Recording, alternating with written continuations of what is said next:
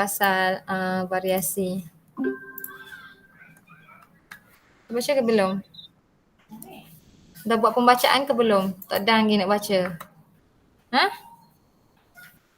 Tak baca. Dah baca. Tak ada lagi nak baca. Tak apa lah. Baru lepas exam kan? Okay Alright. So kita masuk kepada variasi. Variasi ni kenapa sebenarnya? Okay, variasi ni sebenarnya adalah kepelbagaian. Kepelbagaian. Contoh, dalam kelas kita ada orang gelap, ada orang cerah kan? Putih melepak ada, gelap sikit ada, gelap tak banyak ada. Macam-macam tone warna kulit, betul tak? Okey, ada dalam kelas kita ada yang tinggi ada, yang rendah ada, yang rendang ada. Okey. Lepas tu ada yang gemuk ada, perut buncit ada. Ada ke? Dan kelawar perut buncit? Ada ke? Senyap je kau bawa cikgu left. Senyap je cikgu left.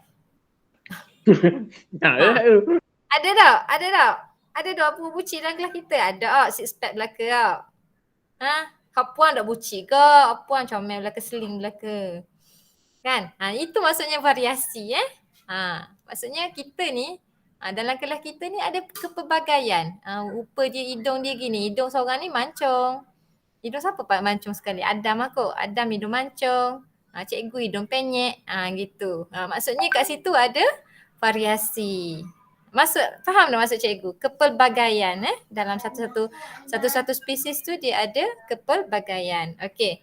So kita tengok dulu maksud variasi. Kita masuk 12.1 dulu Jenis dan juga faktor variasi.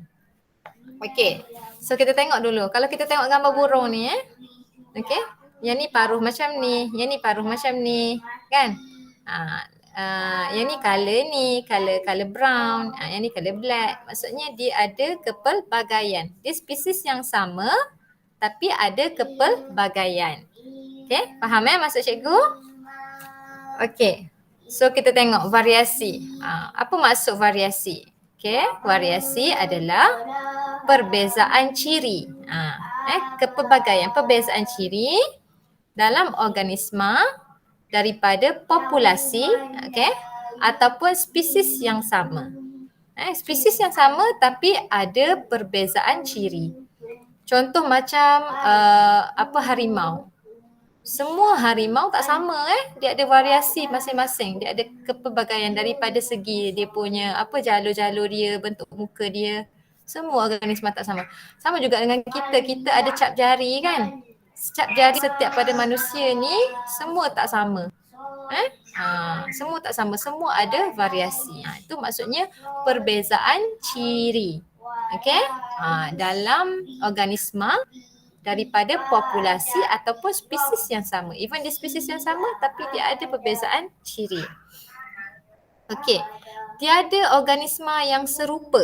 Tak ada pun organisma yang serupa. Termasuklah kembar seiras. Kalau kita tengok kembar seiras ni memang secara luarannya, fizikalnya kita nampak dia sama je. Tapi dia sebenarnya tidak sama. Tiada organisma yang serupa. Okey, kalau kita kawan dengan kembar seiras, lama-lama kita akan nampak perbezaan dia. Okey? Orang ni ada tai lalat kat sini, yang ni tak ada tai lalat. Gitu contohnya. Alright. Okey, pasti terdapat perbezaan antara mereka. Okey, biasanya variasi merujuk kepada ciri fizikal. Ciri fizikal maksudnya ciri yang kita boleh tengok. Okey, yang ditunjukkan. Okey, daripada perbezaan fenotip. Fenotip adalah ciri yang ditunjukkan. Kita nampak apa ciri yang ditunjukkan. Kalau kembar seiras, okey. Mungkin macam cikgu kata tadilah, mungkin dia tak akan jadi sama. Dia mungkin ada tai lalat kat sini, yang seorang ni mungkin ada lesung pipit, seorang lagi tak ada. Dia ada perbezaan ciri fizikal. Okey, sebab apa? Sebab akibat daripada perubahan struktur, fisiologi dan juga biokimia. Okey, so variasi membolehkan kita mengecam individu-individu dalam satu populasi. Okey, kita boleh kenal dia. Cikgu boleh kenal Adam. Sebab Adam ni memang muka Adam. Okey. Awak boleh kenal Cikgu Suryati. Awak boleh kenal Cikgu Zuriati. Beza tak Cikgu Suriati dengan Zuriati. Walaupun nampak lebih kurang sama je muka tapi ada kepelbagaian. Awak perasan tak muka cikgu dengan Cikgu Zuriati sama? Perasan tak? Pasang. Pasang tapi siapa lagi lawa? Tiba. Okey, abaikan. Okey, keperluan variasi untuk kemandirian spesies. Okey. So, variasi memainkan peranan yang penting dalam evolusi. Okey. Darwin kan, dia buat teori evolusi. Jadi dia kata apa? Manusia ni mari daripada apa? Evolusi, mengalami evolusi kan daripada apa tu? Allah akbar. Monyet, bukan monyet. Benda tu? Orang gorila ke apa? Kan? Orang Jadi hutan. memainkan peranan yang penting. Orang hutan, yes, gorila sekali. Okey, yang penting dalam evolusi, dan merupakan asas bagi proses pemilihan semula jadi. Okey, kita tengok pemilihan semula jadi ni apa? Okay, pemilihan semula jadi adalah satu daya evolusi yang memilih gen-gen yang berfaedah dan menghapuskan gen-gen yang tidak berfaedah dalam sesuatu persekitaran semula jadi. Maksudnya, kalau cikgu tengok kat sini kalau cikgu perasan sebenarnya sekarang ni bila ada COVID-19 ni sebenarnya, bukanlah sebenarnya tapi cikgu rasa je lah. Kita ni, kita punya dari segi maklumat genetik kita ni, gen-gen kita ni telah mengalami evolusi. Okey, mengalami evolusi. Maksudnya bila ada virus ni di persekitaran kita, so macam mana badan kita ni bertindak balas dengan virus tersebut. Jadi dia hasilkan antibody kan. Antibody yang terhasil untuk menentang virus ini. Jadi individu-individu yang tak dapat maksudnya kita mengalami evolusi ada perubahan. So orang yang tidak dapat survive dalam keadaan sekarang dia akan mati. Faham tak maksud cikgu? Faham tak cikgu kata sekarang? Orang yang tu dia tak boleh survive. So dia tak dapat mengalami evolusi, so dia matilah. Okey. Jadi itu macam dia pemilihan semula jadi ni adalah evolusi, dia pilih gen-gen yang berfaedah. Hak mana yang boleh adapt dia dengan keadaan itu. Kan kalau zaman dulu macam mana? Orang zaman dulu macam mana berbanding dengan sekarang ni? Tahu tak? Orang zaman dulu mana banding kita sekarang ni? Dia start dah, cikgu left. Tak tahu. Tak tahu ke orang zaman dulu mana? Dia punya ketinggian dia, dia punya struktur fizikal dia orang zaman dulu macam mana? Binatang zaman dulu macam mana? Besar. Besar kan? Dinosaur tak? Kan? Besar. Dinosaur. Tu sesuai lah dengan orang zaman dulu. Orang zaman dulu besar. Tinggi. Okey? Tinggi tiang lampu ada zaman dulu. Tapi apa sampai ke kita ni, kita jadi rendah. Binatang-binatang jadi kecil. Kenapa? Evolusi. Yes, because of the evolution. Faham tak? Okay, so pemilihan semula jadi itu adalah daya evolusi, dia pilih gen-gen yang berfaedah. Siapa yang tak boleh survive, dia akan mati. Gitu. Okay, dia akan hapuskan gen-gen yang tidak berfaedah. Dalam satu persekitaran semula jadi. Okay. Alright, kita tengok. So melalui pemilihan semula jadi, okay, spesies yang mempunyai fenotip. Fenotip maksud ciri yang boleh dilihat, okay, yang membolehkan mereka menyesuaikan diri mengikut keadaan sekeliling dan dapat meneruskan hidup, okay, serta meneruskan proses pembiakan bagi kemandirian spesies. Contohnya ni. Contohnya Biston bitularia, warna dia warna cerah. Biston butularia warna gelap. Ini Biston betularia. Okey. So yang ni warna cerah, so yang ni warna gelap. Yang mana yang akan survive? Yang warna cerah ke warna gelap? Kalau dia duduk, okey, kalau yang warna gelap ni, dia duduk dekat kawasan kawasan tu kawasan yang ada pencemaran, Okey, kawasan tu ada asap, banyak asap. Yang mana satu yang akan survive? Yang warna cerah ke yang warna gelap? Gelap. Yang warna gelap. So dia boleh bermandiri di kawasan tersebut. So warna cerah lama-lama dia akan mati. Dia tidak boleh bermandiri. Okey? Inilah kepentingan variasi ni supaya dia boleh bermandiri di kawasan yang tertentu. Contoh kan kalau hok yang boleh berubah warna tu sesumpah tak? Sesumpah, ni warna dia warna apa sesumpah? Hijau kan? So tiba-tiba warna dia warna coklat. Dia boleh survive tak dekat keadaan bunga pokok yang warna hijau? Dia boleh survive tak? Boleh. Dia boleh tak survive? Dia warna koko, dia duduk dekat kawasan pokok-pokok daun-daun yang warna hijau. Auto jadi hijau. Tukar. Dia akan jadi hijau. Dok, kalau dia duk tukar jadi hijau. Boleh juga tu. Boleh. Dia tak boleh survive sebab nanti ada binatang awak dapat makan dia, nampak dia kan? Tak? Faham? Jadinya daripada variasi inilah boleh memastikan kemandirian spesies itu dapat dikekalkan. Awak faham tak? Bila ada variasi. Faham tak? Faham tak? Okey, kita tengok keperluan Untuk adapt ke variasi. teacher. Okey, kenapa? Cikgu. Kenapa? Ya, kenapa? Bapa, sayang? Ada benda masalah ke? Siapa tu? Tasnim ke? Okey, tengok keperluan variasi. Keperluan variasi? Variasi ni diperlukan kenapa? Okey, supaya apa? Membolehkan alam semula jadi memilih sifat-sifat baik untuk diteruskan dan menyingkirkan sifat-sifat yang tidak bersesuaian. Mana yang tak bersesuaian dengan keadaan itu, so dia akan mati lah, so dia akan disingkirkan lah. Macam cikgu kata tadilah, kalau sesumpah tu dia duduk dekat kawasan daun hijau, tiba-tiba dia warna coklat, so dia punya pemangsa dapatlah kesan dia, so kena makan lah. Gitu. Okey, jadi memilih sifat-sifat yang baik untuk diteruskan. Okey, menjamin kemandirian spesies apabila keadaan di persekitaran berubah. So bila persekitaran berubah, so dapat menjamin kemandirian spesies. Okey, membenarkan pembiakan silang. Pembiakan silang antara spesies untuk membentuk spesies yang baru. So pembiakan silang ni apa dia sebenarnya? Dalam buku teks dia tak bagi tahu pembiakan silang tu apa. Okey, pembiakan silang ni adalah pembiakan yang dia bergabungkan dua organisma. Daripada dua baka, family sama tapi spesies yang berbeza.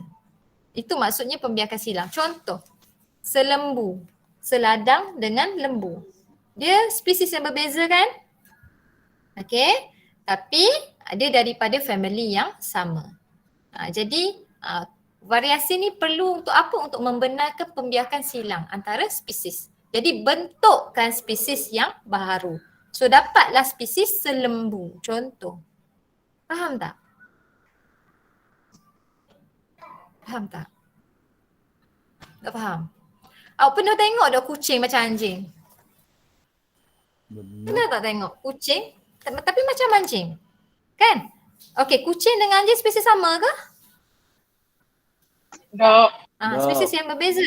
Tapi dia daripada family yang sama. So maksudnya ada pembiakan silang berlaku. Ada pembiakan silang. Okey? Kan? Kita tengok ada kucing tu, dia macam anjing. Sebab ni mengalami kacukan lah. Jadi dia membentuk spesies yang baru. Spesies yang baru, spesies apa benda tak tahulah. Ada banyak lah kan. Kucing. Okey, apa lagi? Buah kalau dalam pertanian pun banyak menggunakan kaedah pembiakan silang ni. Digabungkan dua baka, digabungkan antara dua baka. Daripada family yang sama tetapi daripada spesies yang berbeza. So dapatlah spesies yang baharu. Itu keperluan variasi. Banyak sekarang ni kalau kamu Google, malah cikgu pun Google juga sebenarnya. Sebab benda ni sebenarnya benda baru dalam KSSM baru ada. Okay, kalau cikgu Google memang dalam pertanian memang dia banyak dia guna. Cikgu lupa dah apa benda contoh-contoh dia. Okay. Alright. So kita tengok jenis variasi. Okay, so ada dua jenis variasi. Variasi yang dalam satu populasi semula jadi. So yang pertama adalah variasi selanjar. Okay, dan yang kedua adalah variasi tak selanjar. So ada dua jenis variasi. So kita tengok dulu variasi selanjar. Okay, variasi selanjar adalah variasi yang menunjukkan perbezaan ciri yang tidak ketara. Tak ketara, tak nampak sangat perbezaan ciri tu. Contohnya apa awak rasa? Tak nampak sangat perbezaan ketara. Contohnya apa?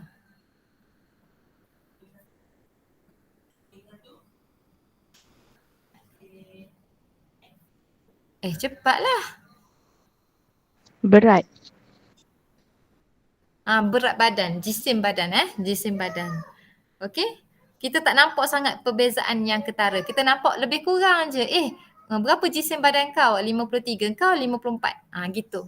Maksudnya dia tidak dia menunjukkan perbezaan ciri yang tidak ketara, tak ketara sangat. Okey. So individu-individu menunjukkan perbezaan beransur daripada satu ekstrim kepada satu ekstrim yang lain. Yang ni sebenarnya perkara yang baru sebenarnya. Cikgu tak berapa faham juga ekstrim kepada ekstrim. Maksudnya cikgu rasa ginilah. Perbezaan beransur daripada satu ekstrim kepada ekstrim yang lain. Maksudnya kalau contoh, macam contoh ni warna kulit ni perbezaan daripada satu ekstrim kepada ekstrim yang lain tetapi dia secara beransur.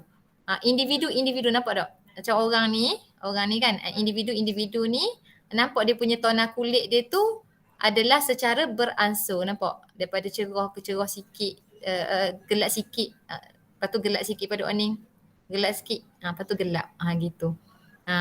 Dia perbezaan beransur daripada satu ekstrim kepada ekstrim yang lain. Seolah-olah macam ni satu ekstrim, ni satu ekstrim, gitu. Okay. Okay, satu spektrum fenotip dapat dikenal pasti. Fenotip adalah ciri satu spektrum ciri yang boleh yang dapat dilihat. So dapat dikenal pasti. Macam kita nak kata ke orang kita nak kata apa ni, hok ana budak ni nama contoh nama Abdullah lah tiba-tiba cikgu create.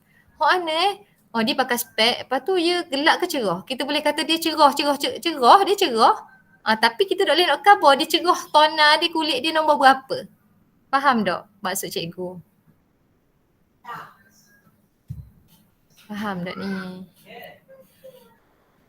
Kemar tak faham tu. Kemar pula tak faham. Contoh cikgu kata, okey.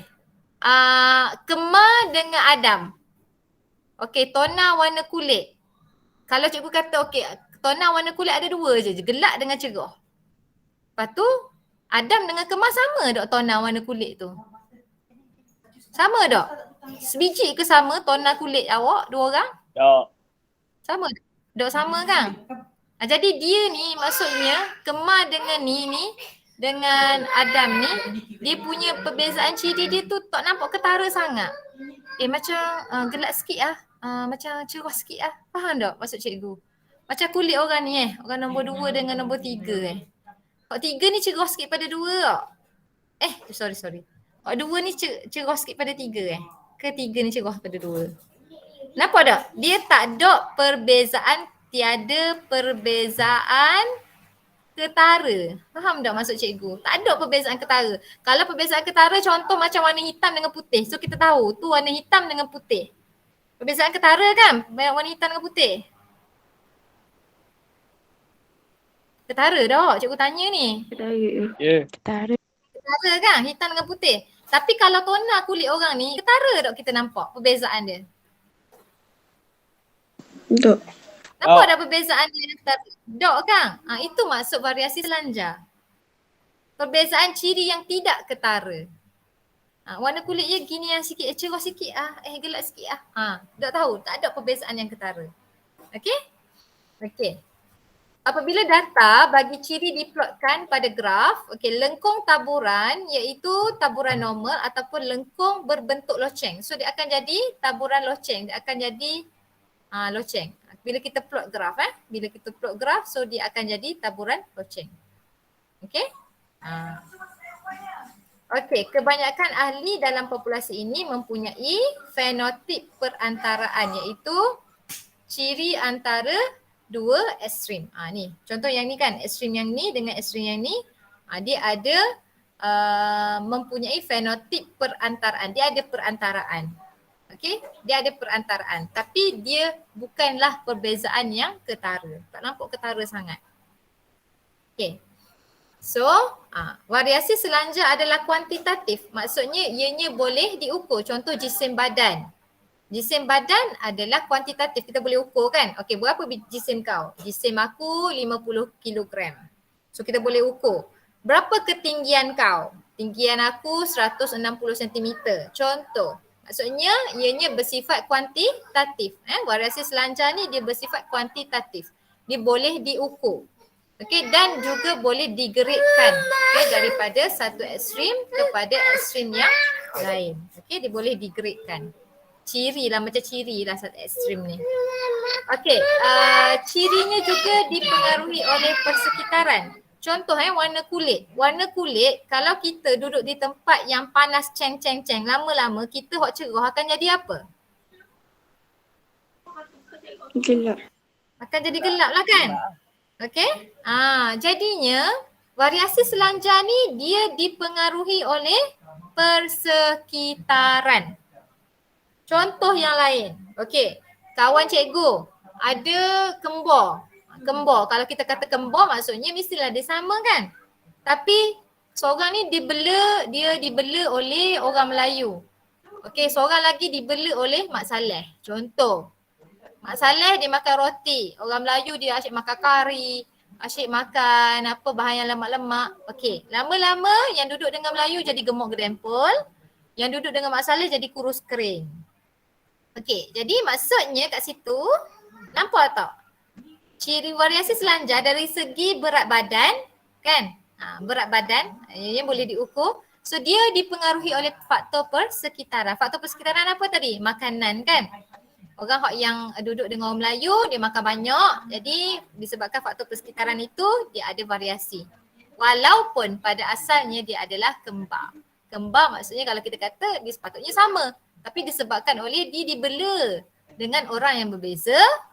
Okey, jadi dia punya faktor variasi itu telah berubah. Tapi mengikut kepada persekitaran. Jadi variasi selanjar ni dia bergantung kepada persekitaran. Dia dipengaruhi oleh persekitaran. Okey. So contohnya apa dia?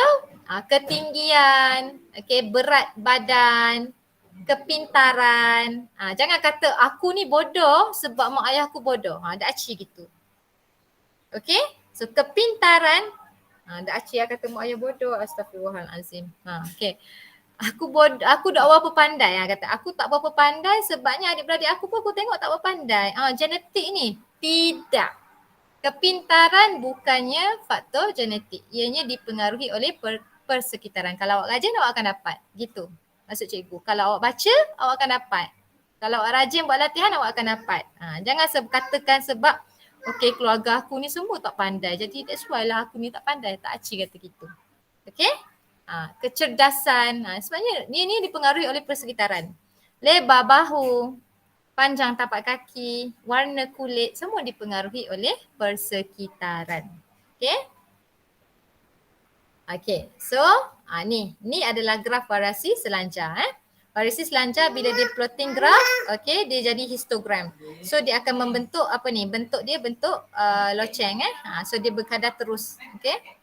Berkadar terus. Betul ke berkadar terus? Dia berkadar Dia bentuk dia adalah selanjar, dia selanjar. Dia selanjar. Jadi graf dia adalah berbentuk loceng. Okay? Alright. Contohnya macam dalam kelas kita ada berapa orang? Dia punya ketinggian dia 120 hingga 124. So dia plotting graph. Okay. Kemudian dia membentuk satu taburan loceng, graf loceng. Tu untuk variasi selanjar. Sekejap, ada orang masuk ke? Sekejap Tidak. Okay, next adalah variasi tak selanjar. Okay, dia terbalik je lah. Variasi selanjar tadi tidak menunjukkan perbezaan yang ketara. Okay, jadi kalau variasi tak selanjar menunjukkan perbezaan ciri yang ketara. Contoh apa boleh bagi tahu kat cikgu? Apa boleh bagi tahu kat cikgu? Nampak sangat ketara. Apa dia? Hidung. Hidung? Macam mana hidung? Bentuk hidung? Bentuk hidung? Hidung penyek dengan hidung? Hidung mancung. Okay, lagi-lagi yang nampak ketara? Telinga. Bercuping dengan tidak bercuping. Fahamlah tu. Okay, bagus. Maksudnya kita nampak ciri tu sangat ketara. Kebolehan menggulung lidah. Ada orang tak boleh gulung lidah. Ada orang boleh gulung lidah. Nampak tak? Itu adalah perbezaan ciri yang ketara. Okey, jadi bila data ciri diplotkan, graf menunjukkan taburan diskrit ataupun berbentuk bar. Dia berasingan. Tadi variasi selanjar, dia jadi histogram kan? Dia jadi histogram. Ni variasi selanjar. Variasi tak selanjar, dia akan jadi berbentuk bar. Dia jauh. Dia tak jadi histogram. Okey, dia berasingan. Okey, so dia tiada ciri perantaraan. Okey, ciri-ciri adalah kualitatif. Tadi variasi selanjar dia adalah kuantitatif, boleh diukur. Tapi variasi tak selanjar dia tak boleh diukur. Tak boleh diukur dan juga digradekan. Sebab apa? Kerana ciri-cirinya hanya dapat ditentukan oleh faktor genetik. Tadi variasi selanjar dia tak ada kaitan dengan faktor genetik. Dia berkaitan dengan faktor persekitaran. Variasi tak selanjar ianya ditentukan oleh faktor genetik. Okey? Kalau kita punya keturunan kita ada lesung pipit, so sampai ke kita lah boleh dapat lesung pipit. Okey, itu maksudnya variasi tak selanjar. Okey, so ciri-cirinya tidak dipengaruhi oleh keadaan persekitaran. Bila dia tidak dipengaruhi oleh persekitaran, so dia berkaitan dengan genotip kita lah. Bukan fenotip. Faham tak maksud cikgu? Kalau variasi selanjar dia berkait dengan fenotip kita, appearance kita, keadaan fizikal kita. Variasi tak selanjar dia berkaitan dengan genotip sebabnya ianya datang daripada maklumat genetik kita. Ianya tidak dipengaruhi oleh keadaan persekitaran. Tidak dipengaruhi. Faham tak maksud cikgu? Faham. Okey.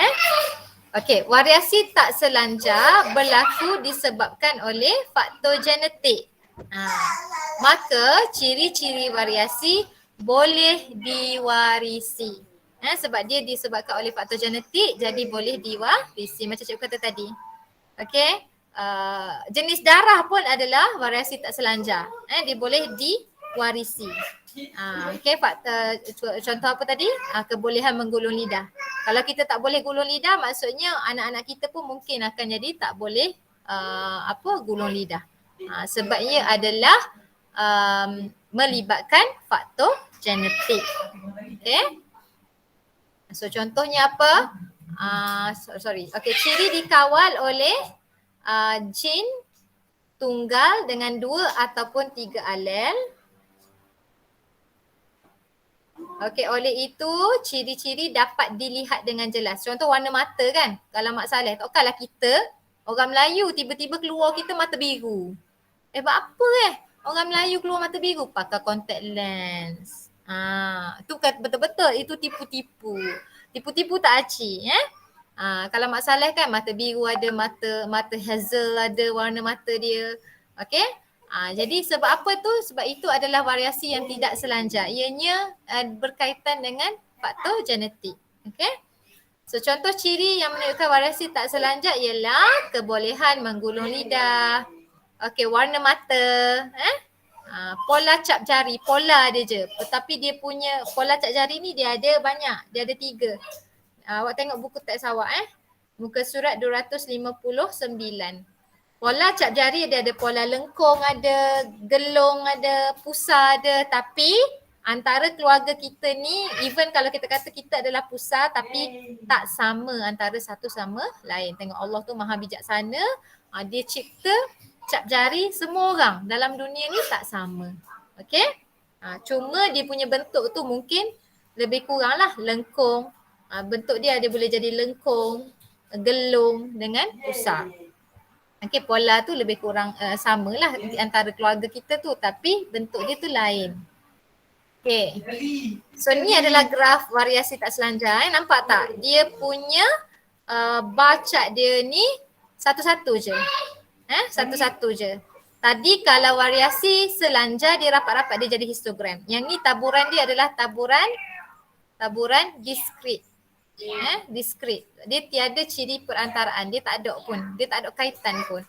Kalau yang ni kumpulan darah kalau kumpulan darah A lah. Kalau B lah. AB lah. O lah. Gitu. So dia tidak tak ada lah macam tadi lah. Macam variasi selanjak. Okay. Alright. So kita tengok perbandingan antara variasi selanjak dengan variasi tak selanjak. Okay. So persamaan dia menunjukkan perbezaan ciri dalam kalangan individu spesies yang sama. Yang ni boleh tengok buku teks je. Muka surat 260. Okey, so perbezaan yang pertama, variasi tak selanjak. Okey, perbezaan ciri yang jelas dan juga ketara kan. Nampak perbezaan boleh gulung lidah dengan tak boleh gulung lidah. Tapi variasi selanjak perbezaan ciri yang tidak ketara. Warna kulit lebih kurang je. Okey, ketinggian lebih kurang je. Berat jisim badan lebih kurang je. So dia perbezaan ciri tidak ketara. Okey. Variasi tak selanjak tidak terdapat ciri perantaraan. Okey, tak ada pun ciri perantaraan sebab dia bila dia buat graf dia jauh-jauh. Tapi variasi selanjak dia terdapat ciri perantaraan. Okey. Variasi tak selanjak, graf normal berbentuk diskrit. Tapi graf variasi selanjak, graf berbentuk taburan normal. Okay. Next, variasi tak selanjak, ciri dikawal oleh satu jin tunggal. Okay. Variasi selanjak dikawal oleh banyak jin. Okay. Alright, next. Variasi tak selanjak tidak dipengaruhi oleh faktor persekitaran. Tapi variasi selanjak dipengaruhi oleh faktor persekitaran. Okay, last sekali, variasi tak selanjak tidak boleh diukur, maksudnya dia adalah kualitatif. Okay, macam contoh jenis darah, nak ukur ke mana? Mana ada bacaan dia, okay? Variasi selanjak dia boleh ukur, okay? Bersifat kuantitatif. Okay. Alright, kita tengok pula kepada punca variasi. Variasi ni datang daripada mana sebenarnya? Okey, organisma dalam spesies yang sama didapati berbeza dari segi morfologi. Morfologi ni macam dari segi bahasa fiziologi, bentuk tubuh tu dan juga genetik, maklumat genetik. Okey. So punca variasi, variasi selanjak adalah berkaitan dengan faktor persekitaran. So contohnya faktor persekitaran adalah suhu, cahaya dan juga pH. Okay. So variasi tak selanjak ianya berkaitan dengan faktor genetik. So faktor genetik mungkin berlaku, variasi itu mungkin berlaku disebabkan oleh yang pertama berlaku pindah silang. Pindah silang berlaku masa bila? Masa bila pindah silang berlaku? Dah fasa 1. Masa bila? Masa bila? Tak dengar.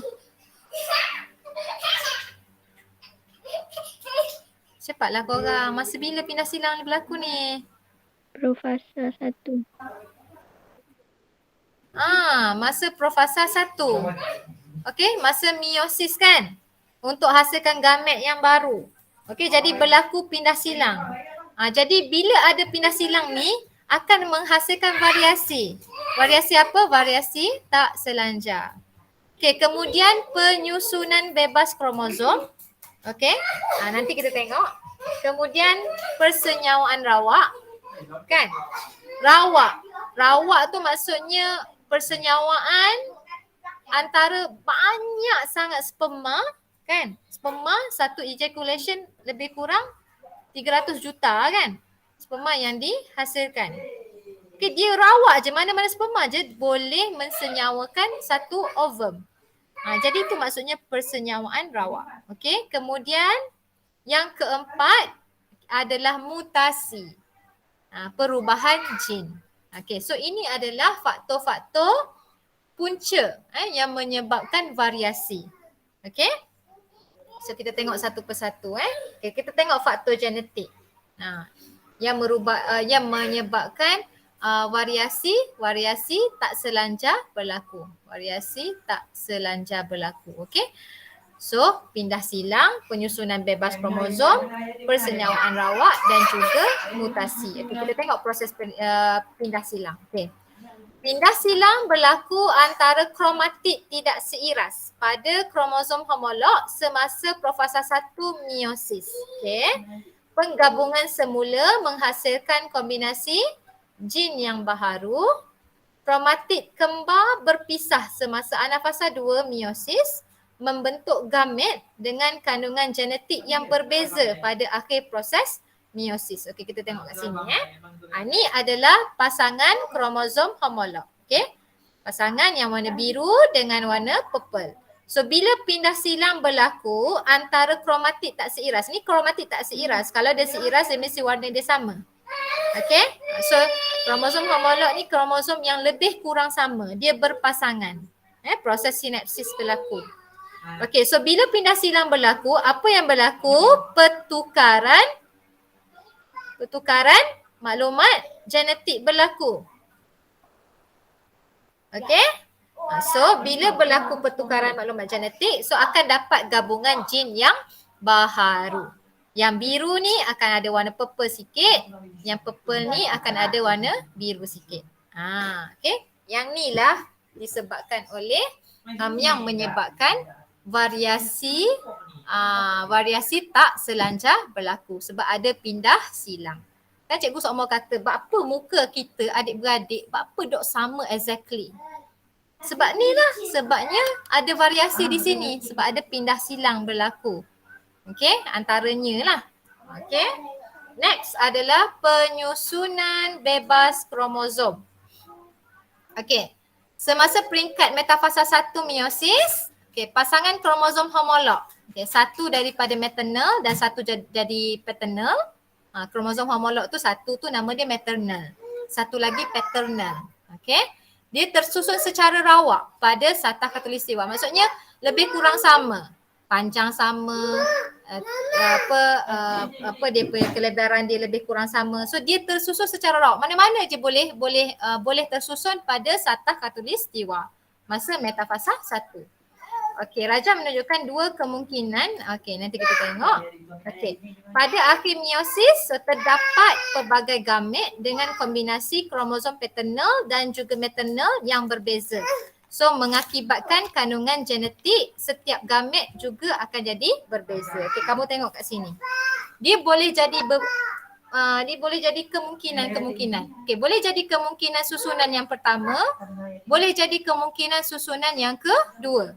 Okey, kemungkinan yang pertama ni tengok kombinasi kromosom yang pertama dia boleh jadi hijau dengan hijau. Yang satu lagi dia boleh jadi purple dengan purple. So dapatlah anak hijau-hijau, purple. Tapi boleh pula jadi kalau susunan yang kedua dia boleh jadi macam ni. Bila metafasa 2, kromosom homolog tu kromosom dia tersusun pada satah yang pada satah khatulistiwa. Okay, nampak? Hijau dengan purple. Purple dengan hijau. So dapatlah kombinasi ni. Hijau purple, hijau purple, hijau purple. So dia boleh jadi macam ni. Susunan pertama atau susunan kedua. So dia menunjukkan bahawa penyusunan rawak kromosom homolog. So itu yang menghasilkan variasi. Okey, kemudian adalah persenyawaan rawak. Okey. Persenyawaan rawak. Okey. So persenyawaan antara sperma dan juga oosit sekunder. Macam cikgu kata tadilah. Ramai, banyak sangat sperma yang nak menembusi oosit sekunder ataupun ovum. Okey, rawak. Ramai yang nak pergi. Tapi hanya satu sahaja yang berjaya. Okey. Alright. So, melalui penggabungan semula genetik semasa pindah silang dan juga penyusunan rawak kromosom, melalui yang tadi tu yang berlaku masa meiosis tadi tu, kan meiosis tadi tu hasilkan gamet yang baru. So dapatlah sperma kan. So dapat jugalah oosit sekunder. Okay, jadi daripada penggabungan itu, so akan dapatlah kepelbagaian pada kandungan genetik. Okay, yang berbeza daripada individu induk yang akan dihasilkan. Okay, faham tak ni? Tak faham. Tak faham. Dah faham? Tanya barulah dok faham. Dok, tolonglah khabar faham ke dok faham. Okey. Siapa pergi dok faham? Siapa pergi dok faham? Tengok, angkat tangan sikit. Siapa pergi dok faham?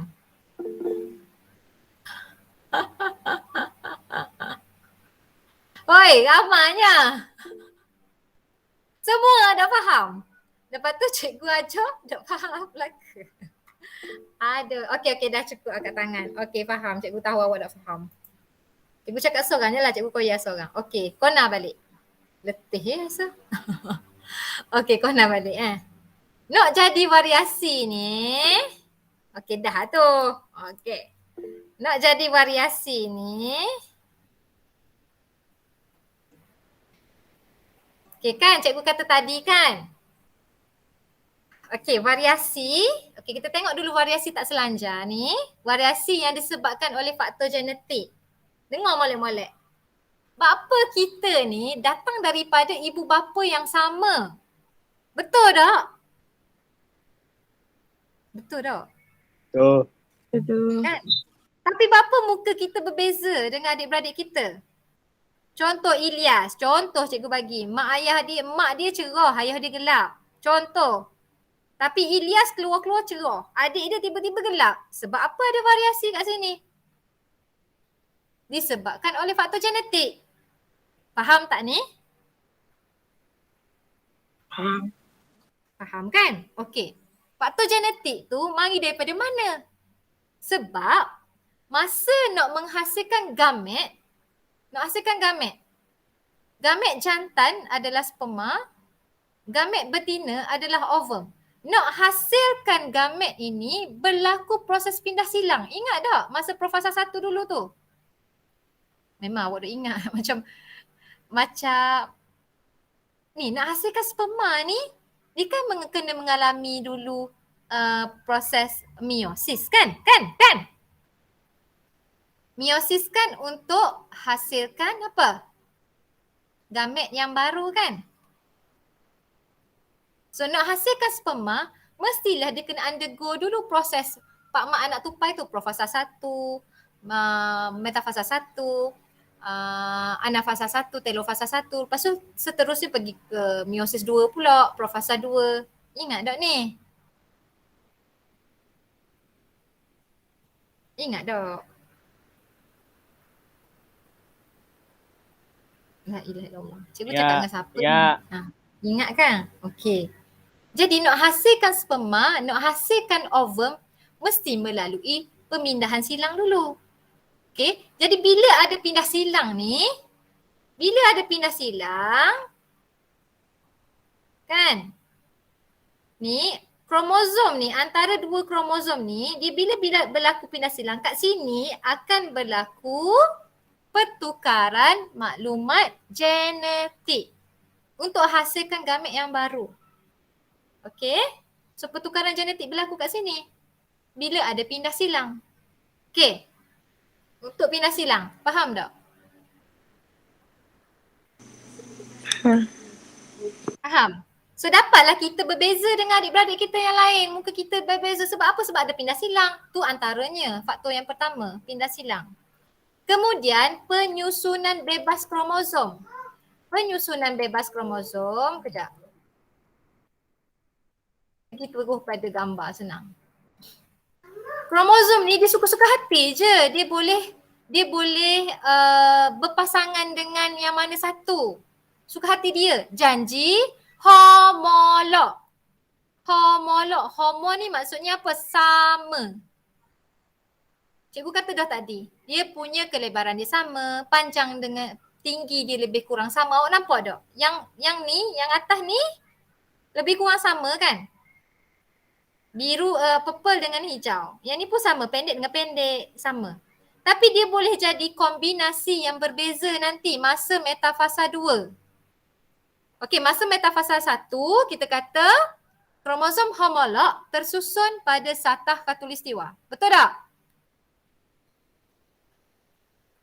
Betul tak? Betul. Pada satah khatulistiwa. Awak ada kelas benda sekejap lagi? Ada JM tak? Enggak ada. Enggak ada. Okey, bagus. Okey. So nampak tak? Kromosom homolog, nampak? Kromosom homolog. Kromosom yang sama. Hijau dengan purple ni lebih kurang sama. Dia tersusun pada satah khatulistiwa. Itu masa metafasa 1. Boleh? Boleh? Boleh tak? Tapi bila dia pergi ke metafasa 2, dia akan jadi apa? Kromosom bukan homolog dah. Tersusun pada satah khatulistiwa. Kromosom tersusun pada satah khatulistiwa. Bukan kromosom homolog dah. Bila metafasa 2. Metafasa meiosis 2 kan dia lebih kurang macam mitosis. Okey? Jadi, dia kata penyusunan rawak kromosom homolog. Suka hati dia lah. Dia nak combine macam mana? Secara rawak. Kalau contoh susunan yang pertama ni, dia boleh susun antara hijau dengan hijau ataupun purple dengan purple. So dapatlah anak dia hijau-hijau, hijau-hijau, purple. Inilah yang hasilkan variasi. Ataupun dia boleh jadi macam ni. Ni maksudnya gini, penyusunan rawak. Suka hatilah, that's why kita akan ada variasi antara adik-beradik kita. Berapa mukamu handsome, berapa muka adik aku tak handsome. Contoh. Okey? Okey. Tengok susunan yang kedua pula. Ni hijau dengan purple. Tadi hijau dengan hijau. Bila hijau dengan purple, so dapat beza dah ni. Kombinasi dapat yang berbeza dah. Hak ni purple dengan hijau. So dapat. Hak lain pula, gamet dia lain pula. Inilah yang nanti akan hasilkan variasi. Okay, faham tak ni? Tadi pindah silang. Pindah silang tu satu dah hasilkan variasi dekat situ. Yang ni masa pembentukan gamet ni. Yang tadi pun pembentukan gamet juga. Masa pindah silang tu. Yang ni masa pembentukan gamet juga. Masa metafasa 1. Bila kromosom penyusunan rawak kromosom homolog. Suka hati dia nak combine dengan siapa-siapa. Okey? So dapatlah variasi. Okey, siapa tak faham lagi? Nak tengok sikit. Siapa tak faham lagi? Angkat tangan. Jangan sebabnya orang lain dah angkat tangan, awak dah angkat. Siapa tu? Kira susunan 1 tak ada variasi. Susunan 1 ada variasi. Apa benda ni? Tak faham. Cikgu tak faham soalan awak. Tak boleh pakai mic ke? Ilyas. Susunan 1. Okey, maksud Ilyas ni bila hijau-hijau tak ada variasi. Dah. Bukan. Okey, mana nak kata kromosom homolog ni dia suka hati. Dia nak membentuk susunan yang mana satu. Susunan 1 dengan susunan 2 ni akan hasilkan variasi. Awak tahu tak variasi tu maksud dia apa? Cikgu kabar awal-awal tadi. Kepelbagaian. Susunan yang pertama akan hasilkan kepelbagaian yang berbeza dengan kombinasi susunan yang kedua. Susunan kedua. Yang ni hijau dengan hijau, hijau dengan hijau, purple dengan purple, purple dengan purple kan. So ni adalah gamet yang dapat tu. Kan beza dengan hok ni. Hok ni hijau dengan purple. Hok ni hijau dengan purple. Bila ada penyusunan yang berbeza, so akan ada variasi yang berbeza. Gitu je. Faham tak? Siapa kita faham? Okey. Bila ada susunan yang berbeza, so dia akan hasilkan variasi yang berbeza. Bila ada variasi yang berbeza, dapatlah gamet yang ada variasi. Dia bawa maklumat genetik yang berbeza ni. So nanti dia jumpa pula kalau sperma, dia akan jumpa pula dengan ovum. Ovum pun mengalami benda yang sama juga. That's why cikgu kata kita dalam adik-beradik kita, muka kita tak exactly sama, lebih kurang ada. Tapi tak ada totally sama. Sebab gini ya, sebab ada pindah silang, sebab ada penyusunan rawak masa nak menghasilkan gamet tu. Berlaku dekat ovum, berlaku dekat sperma. Yang tu yang boleh jadi mutasi. Nanti kita masuk mutasi. Yang boleh jadi apa? Down syndrome. Kat sinilah. Faham tak? Okey, tak apa. Kita teruskan. Okey, persenyawaan rawak macam cikgu kata tadi. Nak berlaku persenyawaan, okey, ramai mana berjuta-juta sperma yang berlumba-lumba untuk pergi mendapatkan satu ovum. So sperma tu dia dah bawa dah variasi. Jadi, okey, contoh kat sini sperma A dengan sperma B. Nampak Okey, sperma B A ni contohnya dia bawa maklumat genetik bapa. Okey, rambut kerinting. Ada lesung pipit. Dia heterozygot. Okey, lesung pipit. Ayah dia ni heterozygot dia ada carry maklumat genetik heterozygot. Okey, yang B pula dia rambut lurus. Maksudnya ayah dia ni hetero faham maksud cikgu? That's why dia ada beza ni. Lepas tu tak ada lesung pipit. So kalau yang ni berjaya, so dia bawa lah maklumat genetik rambut kerinting dengan ada lesung pipit ni. Bawa masuk pergi ke ovum. Faham tak maksud cikgu? Dia bawa, dia bila ada pindah silang, bila ada penyusunan kromosom akan hasilkan variasi. Tapi kalau sperma ni yang pergi penetrate ovum, so akan dapatlah. Dia akan bawa rambut lurus, tak ada lesung pipit. Tu macam cikgu kata tadi, cikgu ulang banyak kali, kita dengan adik-beradik kita ni tak sama sebiji sejibun muka. Sebab apa ni? Sebab ni pindah silang, penyusunan rawak kromosom homolog, persenyawaan rawak, mana-mana sperma je yang boleh menembusi ovum. Mana-mana saja, tapi hanya satu saja sperma yang berjaya. Okey, faham tak maksud cikgu? Faham. Faham Okey? Mana-mana je. Sama juga dengan oksid sekunder. Oksid sekunder at the end tu akan dapat 4 sebenarnya. 3 akan merosot. Okey, kata apa tu? 3 akan merosot. Okey, apa dia? Ada check ke? Okey, baik Buat orang ada quick. Mana Ilyas? Apa kau mengapu ni? Okey. Beres Inilah yang akan hasilkan variasi. Mana-mana je boleh melakukan persenyawaan. Kejap cikgu nak tutup mic. Kejap je.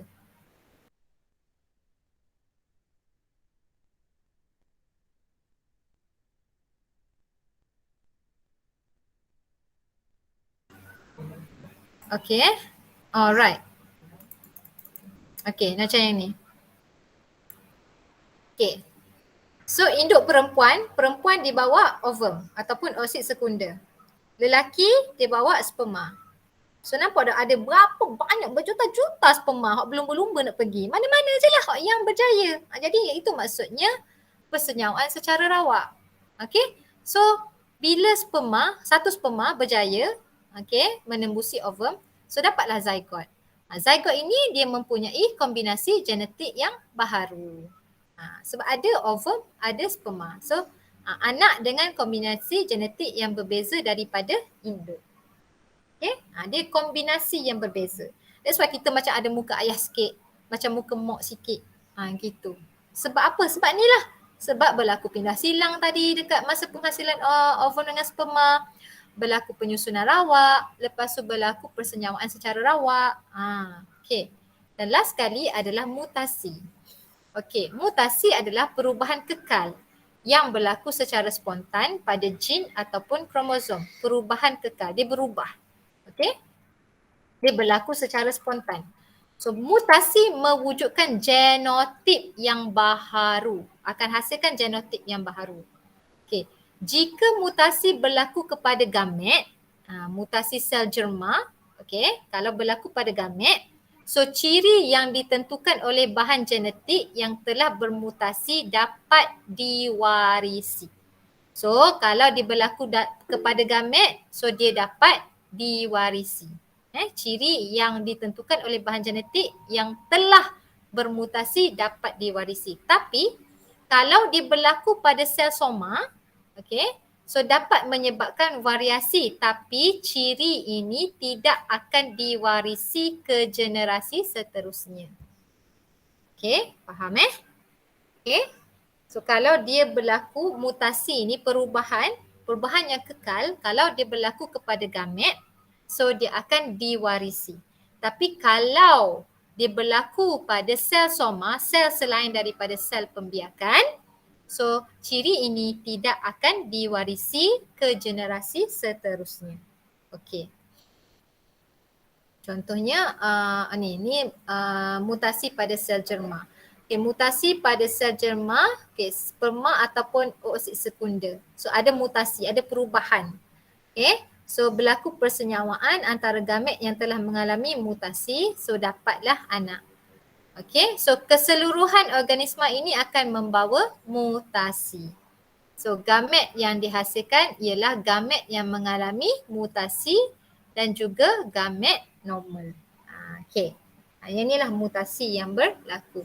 So kalau contoh Down syndrome, Down syndrome tu adalah contoh mutasi, mutasi yang berlaku, mutasi gen. Yang berlaku dekat masa pindah silang kan, yang berlaku masa bukan pindah silang, masa Allahu Akbar, pemisahan pemisahan masa anafasa kan, tu mutasi juga tu. Okey, tapi dia tidak dapat diwariskan. Yang ni faktor genetik ni, yang ni tak kaitan sangat dengan Down syndrome. Down syndrome tu dia tidak boleh diwarisi. Okay, yang ni yang faktor genetik. Kalau lah orang ni dia dah bermutasi, maksudnya dia akan hasilkan individu seterusnya pun yang bawa mutasi inilah. Okay. Alright, kita tengok pula kepada faktor persekitaran. Okay, so variasi yang disebabkan oleh faktor persekitaran dikenali sebagai variasi persekitaran. Okay, so faktor persekitaran menyebabkan variasi termasuklah faktor abiosis, faktor yang bukan hidup. Contohnya suhu, cahaya dan juga pH. Okay.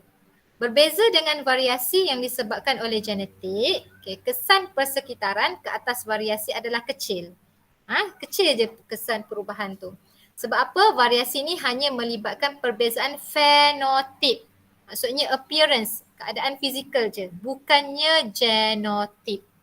Okey, faktor persekitaran dia hanya melibatkan perbezaan fenotip, ciri yang ditunjukkan, bukannya perbezaan genotip. Okey. Alright. So faktor persekitaran, okey. Persekitaran dapat mengubah kekerapan alel dan kekerapan genotip dalam suatu populasi, tetapi tidak boleh mengubah genotip. Dia tak boleh mengubah genotip tu. So maka variasi persekitaran dia tidak boleh diturunkan daripada satu generasi ke generasi ataupun tidak boleh diwarisi. So kalau melibatkan faktor persekitaran dia tidak boleh diwariskan. Okay, so contohnya adalah seperti pH tanah, suhu dan juga cahaya. Okay, kalau pH tanah kita tengok pokok hydrangea. Okay, dia hasilkan bunga yang warna biru. Warna biru ni bila keadaan tanah yang berasid. Okay, tapi warna merah bila keadaannya beralkali. So dia menunjukkan bila ada perubahan pada pH tanah, so dia akan hasilkan variasi. Warna biru, warna merah jambu. Okey. Okay, suhu pula. Ini macam contoh kucing siam Kucing siam dia mewarisi gen yang menghasilkan enzim pigmen gelap pada warna bulu. Pada warna bulu tu ada enzim pigmen gelap. Okay. Enzim ini hanya berfungsi pada suhu yang kurang daripada suhu badan. So bila suhu badan kucing ni kurang, bila suhu itu kurang daripada suhu badan, so barulah enzim ini akan berfungsi. Enzim pigmen gelap. Jadi bahagian badan kucing siam yang mempunyai kawasan bersuhu rendah seperti telinga, muka, ekor dan juga tapak kaki, dia akan jadi gelap. Nampak? Muka, telinga, tapak kaki dia, ekor dia. Jadi kawasan-kawasan tu akan jadi gelap. Sebab disebabkan oleh perubahan suhu. Ini akan hasilkan variasi. Okay? Disebabkan oleh faktor persekitaran. Okay, cahaya. Okay, cahaya matahari dapat mengubah warna kulit. Okay, orang yang sering berada di bawah cahaya matahari dalam jangka masa yang lama mempunyai tona kulit yang lebih gelap. Okay. Bila kita duduk bawah cahaya matahari lama-lama, so kita akan jadi gelap. So contohnya buruh binaan. Sebab kita tengok buruh binaan tu semuanya gelap-gelap belaka. Sebenarnya kita dah tahu, sebenarnya mungkin dia orang ada cerah disebabkan oleh faktor persekitaran ni menyebabkan dia orang jadi gelap. Boleh diwarisi tak? Boleh diwarisi tak? Tidak boleh diwarisi. Okey? So sinaran ultra-ungu dalam cahaya matahari akan merosakkan pigmen melanin pada kulit yang terdedah. So oleh itu lebih banyak pigmen melanin yang terhasil menyebabkan kulit menjadi lebih gelap. Even orang tu tak gelap pun. Tapi disebabkan oleh dia duduk dekat cahaya matahari terlalu lama. Okey, jadi kita tengok sini interaksi antara faktor genetik dengan faktor persekitaran. Okey, faktor persekitaran memainkan peranan dalam menentukan fenotip. Maksudnya ciri yang boleh dilihat. Okey, so faktor persekitaran dia dapat berinteraksi dengan faktor genetik. Dia berinteraksi dengan faktor genetik, so dapat hasilkan variasi. So ciri yang diwarisi daripada induk seperti ketinggian, kepintaran dan warna kulit amat dipengaruhi oleh faktor persekitaran. Okey, contoh kalau kita nak tinggi, kita rendah, kita nak tinggi, dia ada hubung kait antara faktor genetik dengan faktor persekitaran. Okey, contoh mak kita rendah, ayah kita tinggi. So dapat kita tak berapa tinggi sangat. So macam mana kita nak ubah kita supaya kita lebih tinggi? Kamu senang je. Kamu pergi bergayut. Bergayut je kat mana-mana. Kat tiang-tiang mana-mana. Apa dipanggil? Biasanya dekat taman-taman kan ada apa panggil? Maki-maki benda nama je. Pergi bergayut kat situ. Okay, lama-lama kamu akan jadi tinggi. Sama juga dengan kepintaran. Kepintaran kalau kita tak usaha kita takkan dapat. Gitu. Warna kulit pun sama. Bila kita tapi dia saling berinteraksi lah. Contoh kalau kita, mak ayah kita memang warna kulit putih. Jadi kita dapat putih. Tapi kita bila kita main bola ke terlalu banyak terdedah kepada faktor cahaya, kita akan jadi gelap juga. Okay. So satu contoh yang menyokong interaksi faktor persekitaran ke atas faktor genetik ialah kes tentang anak kembar seiras. Okay, kita tengok kat sini. Ini kembar seiras J dengan K kembar seiras. Okay, pasangan kembar seiras. So mereka mempunyai genotip obesity yang sama.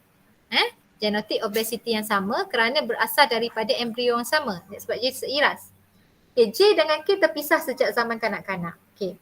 J mengamalkan diet rendah lemak dan suka jalankan aktiviti fizikal. Tapi K mengamalkan diet tinggi lemak dan tidak suka menjalankan aktiviti fizikal. Yang ni kan kita kata tadi dia punya genotip dia tu ada obesity.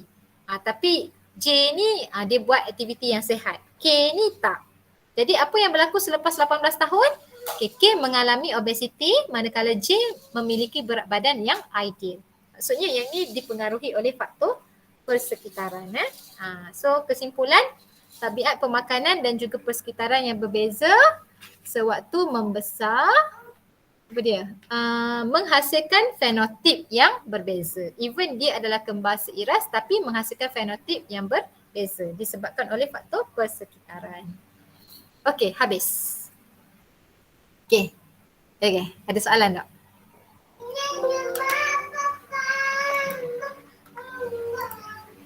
Ada soalan?